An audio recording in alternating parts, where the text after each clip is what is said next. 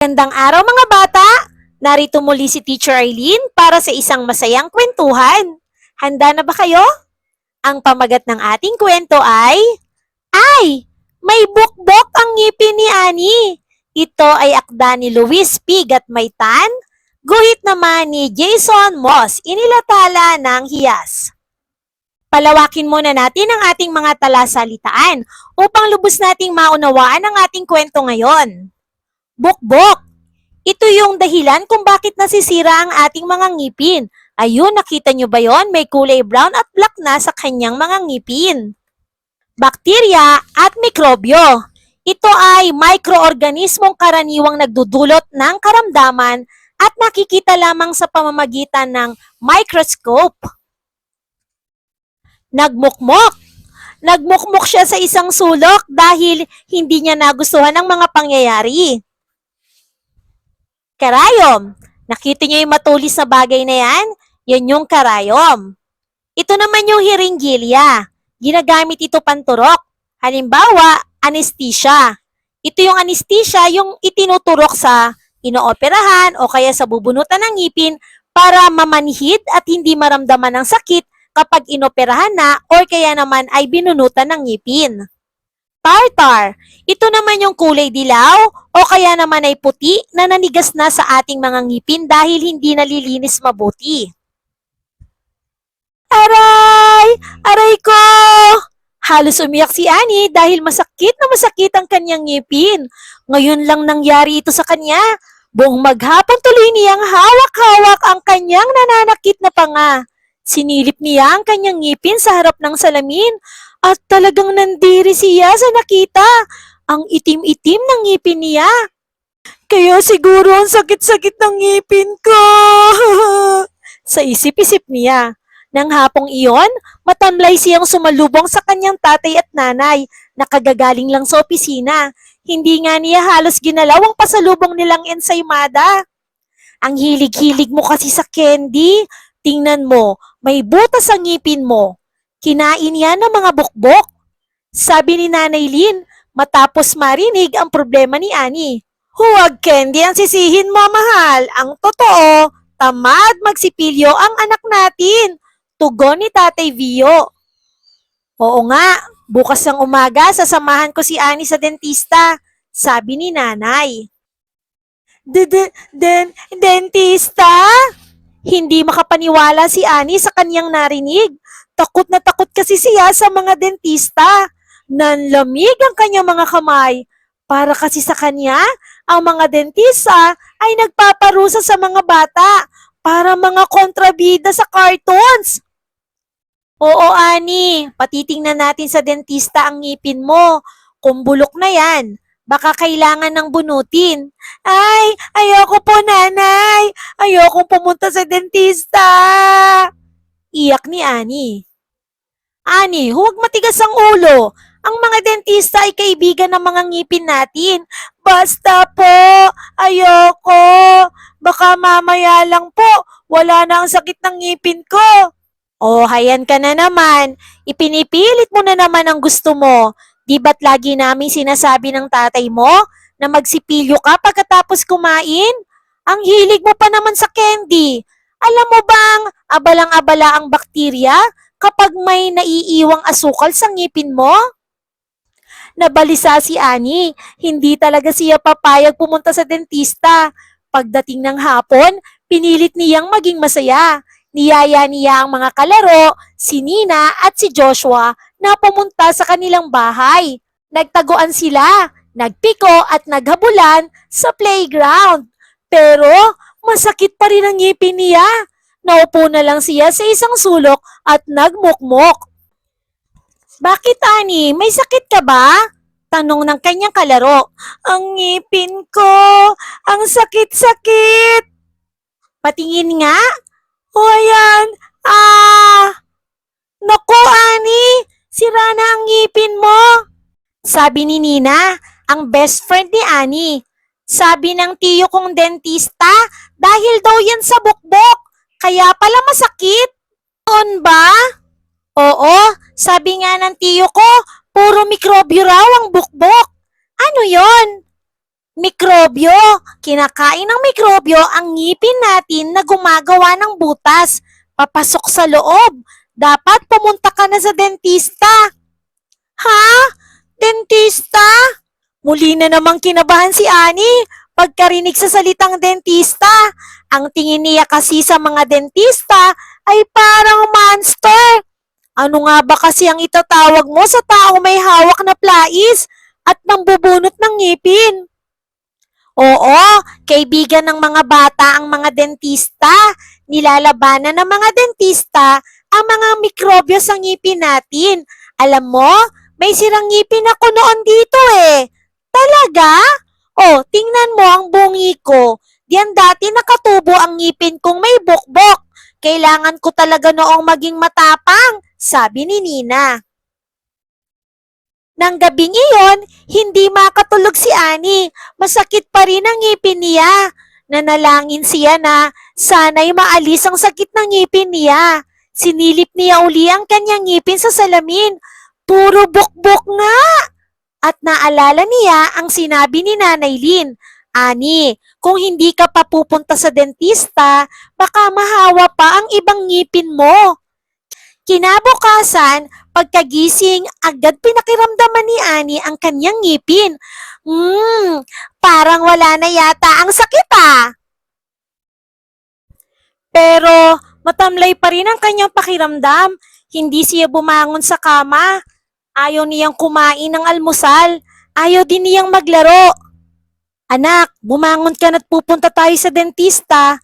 Bati ng kanyang nanay. Kinabahan na naman si Ani. Nanay, parang magaling na po yata ang ngipin ko. Hindi na masakit eh. Pangangatwiran ito. Pero kailangan pa rin tingnan ng dentista ang ngipin mo. Pag hinayaan mo na may sira yan, sasakit na naman uli. Baka lagyan yan ng pasta ng dentista. O kung sira na talaga, bubunutin na niya. Halika na, bilisan mo anak. Pinilit ni Ani na huwag umiyak. Alam ni Tatay Vio ang nararamdaman ng anak. Natatakot ka ba sa dentista, anak? Maamong tanong nito. Medyo po, singhot ni Ani. Kasi po, baka masakit pag binunot ng dentista ang ngipin ko. Konting sakit lang iyon, anak, at di yun magtatagal. At saka, mas masakit pa sa bunot ang makirot ng ngipin.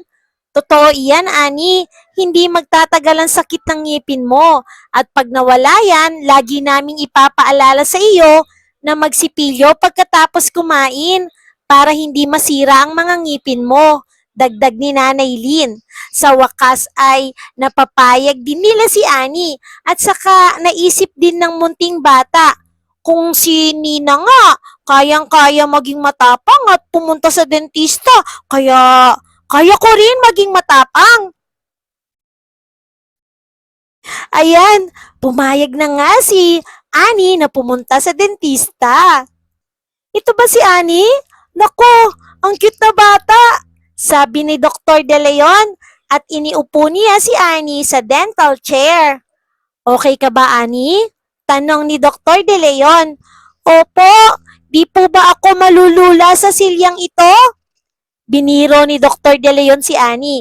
Alam mo, yung ibang bata ay nagbabayad pa para makaupo lang dito. Itinaas niya si Ani ng mataas na mataas at pagkatapos ay binaba ng konti. Unti-unting nawawala ang takot ni Ani. Maya-maya pa ay nilagyan na siya ni Dr. De Leon ng bib sa kanyang leeg para hindi marumihan ng maganda mong damit o kaya'y ako.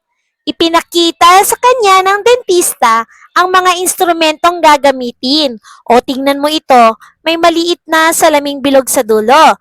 Ipapasok natin ito sa bibig mo para kitang-kita natin ang iyong mga ngipin. Tiningnang mabuti ni Dr. De Leon ang lahat ng ngipin ni Ani. Kailangang bunutin na natin ang ngipin mo, Ani. Sinira na kasi ito ng bukbok. Ngayon, para hindi ka masaktan, patutulugin natin ang iyong ngipin. Kung tulog na ang ngipin, hindi na magiging masakit kapag binunot natin. Paliwanag ni Dr. De Leon. Ha? Sige po. Gusto ko pong patulugin muna ang ngipin ko, sagot ni Ani. Pero, Muling kinabahan si Annie nang makita ang injection. O heto, meron tayong sleeping juice para sa ngipin mo. Pero, paano ito iinumin ng ngipin ko? Ito ang straw para sa sleeping juice. Sabay turo ni Dr. De Leon sa karayom na nakakabit sa hiringgilya na may lamang anesthesia. Paiinumin na natin ngayon ang sirang ngipin mo para makatulog.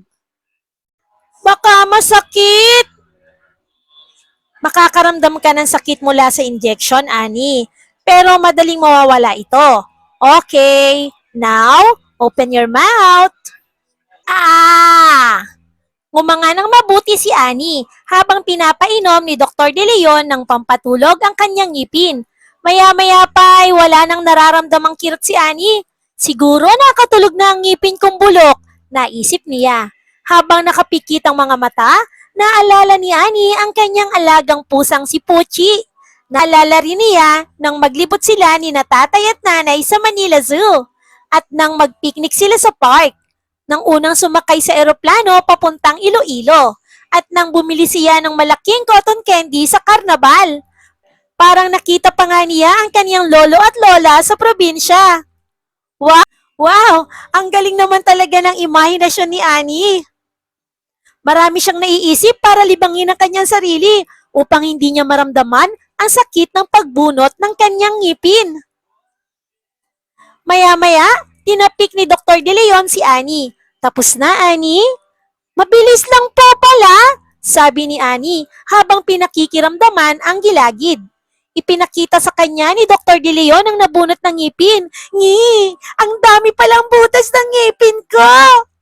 Ganyan ang ginagawa ng bukbok sa ngipin. At pag nasira ang mga ngipin mo, madali kang dadapuan ng kung ano-anong sakit. Kaya lagi kang magsipilyo para mapangalagaan ang iyong ngipin at ang iyong kalusugan.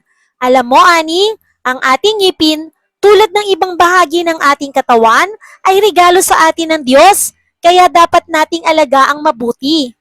Babawasan ko na po ba ang mga candy, tulad ng sabi ni nanay? Tama! O, kailan mo ulit ako dadalawin, Annie? Nakangiting tanong ni Dr. De Leon. Nagustuhan na ni Annie ang dentista, pero nahihiya siya. Kaya sunod-sunod na tango lamang ang naging tugon niya. Sa susunod, aalisin naman natin ang ibang tartar kapag nilinis natin ang mga ngipin mo. Dagdag ni Dr. De Leon. Maaari bang i-schedule mo rin kami? Balak po naming magpa-cleaning na mag-asawa sa susunod na linggo. Sabi ni Nanay Lynn. Bago bumaba si Annie sa dental chair, may ipinakitang kahon si Dr. De Leon. Punong-puno ito ng kung ano-anong makukulay na bagay. O Annie, pumili ka ng isang laruan. Premyo mo yan dahil ang tapang mo kanina. Bagong toy po? Para sa akin? Salamat po! Palabas na lamang sila nang bumulong pa si Annie kay Dr. De Leon. Nakangiting ibinigay ng dentista ang hinihingi ng bata. Bakit anak? Aanhin mo ba yung bulok mong ngipin? Tanong ni tatay. Nang sinundo nito sina Annie at nanay. Itatago ko po para di ko makalimutang magsipilyo. Sabay kindat at ngiti ni Annie. Wow! Tingnan niyo naman kung anong ginawa ni Annie sa kanyang bulok ng ngipin. Ikinuwintas niya pa ito para hindi nga naman niya malimutan ang magsipilyo tuwing kadang matapos niyang kumain. O mga bata, may natutunan ba kayo sa ating kwento? Tandaan natin na dapat pangalagaan natin ang ating mga ngipin. Tulad ng sabi ni Dr. De Leon, ito ay bahagi ng ating katawan na dapat nating alagaan. Kaloob ito ng Diyos sa atin, kaya dapat natin itong pahalagahan at pakaingatan upang hindi na tayo sumakit ng ngipin at maging malayo sa anumang sakit. Muli si Teacher Arlene na nagsasabing, magsipilyo palagi para hindi mabulok ang ating mga ngipin. Paalam! For more educational videos, please do like, share, and subscribe to Teacher Arlene's YouTube channel! Bye-bye!